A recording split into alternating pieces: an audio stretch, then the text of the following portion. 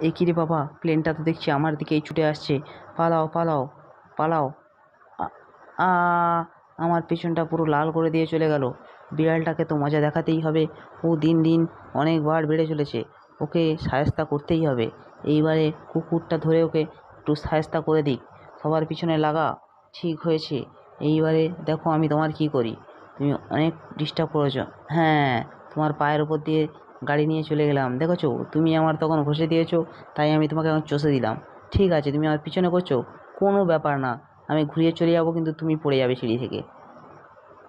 ঘর তন্ন তন্ন হয়ে গেল। বিড়ের কুকুরটা তো তোমাকে মেরেই ফেলবে। এ কি, বাড়ির মালিক তো চলে এসেছে। কী হবে? টমটা তোকে তো কোনোরকমভাবে ফাঁসাতেই হবে।